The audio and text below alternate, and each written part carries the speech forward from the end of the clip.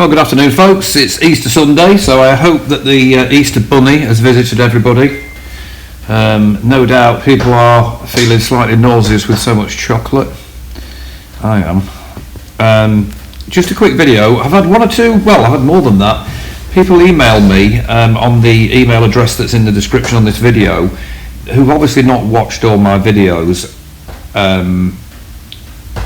and said, what's this relocation of the rectifier all about?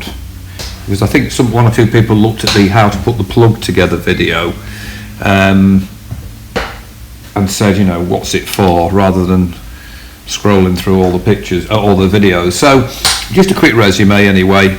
Here is a picture of my bike taken today, resplendent with its new mirrors, which are now adjusted perfectly and have a phenomenal rear view field of view, really good.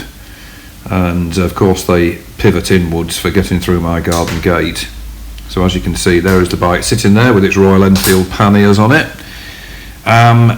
So yes, about this relocation kit, just in case anybody wonders what it's about, here's a picture of what it is coming up. And the purpose of this is so that you can relocate the rectifier regulator unit from where it would normally be, which is attached to the back of the engine, sandwiched between that and the evap cartridge, where it can get covered in filth and overheat and quite possibly burn out, which quite a few people have had. So the purpose of these extension cables is to be able to relocate the rectifier regulator to under the steering yoke of the bike, in the airflow, well above the road, above the mudguard, where it can dissipate heat through its cooling fins. And it means not chopping your wiring harness, so it's a plug and play thing. You just plug it in and that's it. The only bit you've got to do is relocate your rectifier regulator, which, as you can see in this next picture, is there. And it's sitting, if you look carefully above that rectifier, it's sitting on a little metal bar. It's a little galvanized kitchen bracket actually, and all you do is you drill a couple of holes through the metal bar or plate to mount the rectifier regulator with nuts and bolts you've already got from taking it off, and then the two screw holes left and right there are pre-existing threaded holes actually in the lower steering yoke, so that's easy. You then route the cable, so the 4-core cable can go between the swinging arm and the frame, and you can actually pull it up for connecting the extension cable. So if you look at there, just next to that oblong metal retaining strap on the rubber there is the 4-core connector. The bottom part of that connector has been pulled up. That's the existing wiring harness. So instead of going under the bike, as you'll see in the next picture, you just divert it up here and connect the extension cable to it, run the cable up under the fork tube along the top of the bike, and it emerges just behind the oil cooler as per this picture. So as you can see, you've got two block connectors there actually. You've got a 4-core and a 3-core, and the rectifier regulator is in front of it. It's a waterproof unit and mounted under the steering yoke. The entire movement from full left lock to full right lock is no more than about an inch. So the cables are not under any strain if you route them as per my previous videos. I would say if you do get a set of these cables from me, check my previous videos just to install it, because you want to be routing that just above your oil cooler, which means dropping the oil cooler forward, putting the cables in and then putting it back. Not difficult. And this next picture shows the actual rectifier regulator unit in place on the steering yoke. Here it comes. Voila. Now as you can see, you've got wiring there. That's exactly as that is under the bike. So, you know, it's a waterproof unit. It doesn't need shrouding particularly. You could use self-amalgamating tape on that.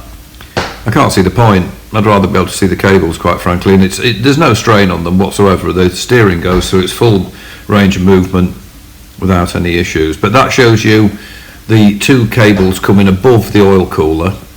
Somebody said in the previous video I did, oh, they'll get hot. They don't get hot. They just said that because it's near an oil cooler, but it's not, because it's not touching it, and the cables don't get hot. So that's the answer to that one. And as I say, if you can make that little metal bar, it's only, I use it's like one of these L brackets, I think I cut it in half, drill a couple of holes. You can use stainless bolts. There's I think there's 6mm bolts, and they hold the clamps to hold the brake pipes and the speedo cable on the steering yoke, so they're already in there, perfect for using.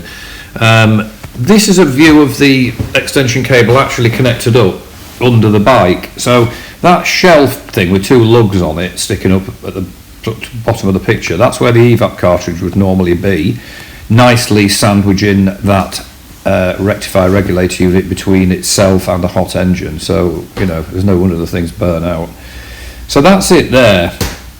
The rectifier regulator has that big slidey block on it, the big red one, as you'll see from looking at your rectifier regulator unit, and it normally lives under the bike, so it's absolutely fine. That's the extension one there, plugged in. You can see the cable going down on the right, and that would go in front of the swinging arm, and the other cable is the U-shaped bit there. That's the cable that's going to the 4-core that emerges under the side panel. So it's held on, that big block connector with the red slide is held on with a cable tie, and it's totally secure. The left-hand wire one there, the two cable one, was just the neutral indicator. So you can see there if you look at the front of the swinging arm boss, that's the big 3-core cable coming round from under the bike. You can't see the 4-core because that's underneath the side panel, obviously. So one person that did this modification said they'd succeeded in getting the 3-core big red slide connector through the gap between the swinging arm and the frame. I didn't manage to do it, but they somehow did. But I don't think it looks too bad there, coming round the front of the swinging arm and up the frame tube. It's proper decent cable. So there it is. That's the cable being routed up that frame. So if you are considering doing this modification, contact me in the email address below. Like I say, I've got two sets left, and I'm trying to get hold of more because I've got people who want them. Let me know in the email address below. In the meantime, there's a shot of my little baby, resplendent with its new stainless mirrors, and they're the sort of Royal Enfield issue panniers, which I think are very, very handy actually, and they don't touch the silencers, which is a good thing. So I've been out on it today, but freezing. What a disappointment. But anyway, if you are out on your bike today, or you're thinking about going out on it, take care, and I will speak to you soon, and my email address is in the description below. Bye for now.